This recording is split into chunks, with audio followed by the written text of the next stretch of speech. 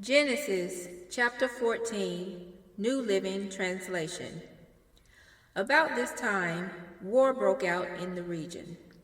King Amraphel of Babylonia, King Arioch of Elasar, King Chedorlaomer of Elam, and King Tidal of Goim fought against King Berah of Sodom, King Birashah of Gomorrah, King Shinab of Admah, King Shemeber of Zeboim, and the king of Bela, also called Zoar. This second group of kings joined forces in Siddim Valley. That is, the valley of the Dead Sea. For 12 years they had been subject to King Chedorlaomer, but in the 13th year they rebelled against him. 1 year later, Chedorlaomer and his allies arrived and defeated the Rephaites at Eshtaroth, Karaim, the Zuzites at Ham, the Emites at Sheva Kiriathaim, and the Horites at Mount Seir, as far as El Paran at the edge of the wilderness. Then they turned back and came to En Mishpat, now called Kadesh, and conquered all the territory of the Amalekites, and also the Amorites living in Hazezon Tamar. Then the rebel kings of Sodom, Gomorrah, Admah, Zeboim, and Bela, also called Zoar, prepared for battle in the valley of the Dead Sea. They fought against King Chedorlaomer of Elam, King Tidal of Goim, King Amraphel of Babylonia, and King Arioch of Elasar. 4 kings against 5. As it happened, the valley of the Dead Sea was filled with tar pits. And as the army of the kings of Sodom and Gomorrah fled, some fell into the tar pits, while the rest escaped into the mountains. The victorious invaders then plundered Sodom and Gomorrah and headed for home, taking with them all the spoils of war and the food supplies. They also captured Lot, Abram's nephew who lived in Sodom, and carried off everything he owned.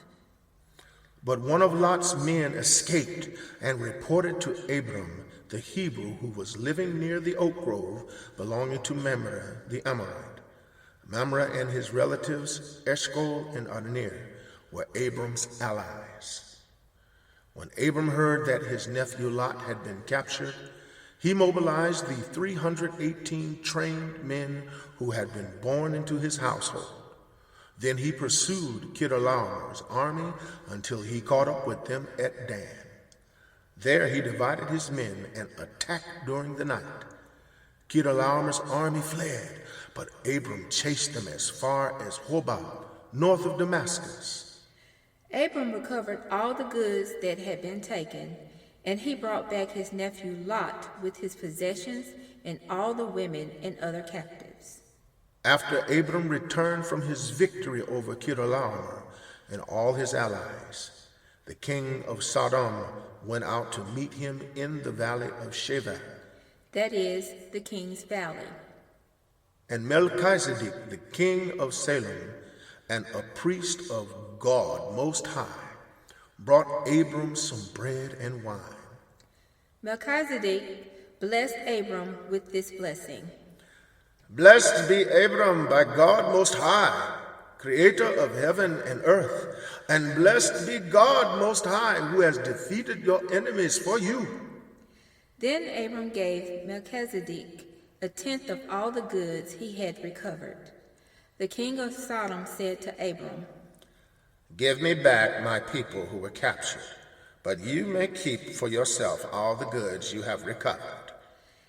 Abram replied to the king of Sodom, I solemnly swear to the Lord God Most High, creator of heaven and earth, that I will not take so much as a single thread or sandal thong from what belongs to you.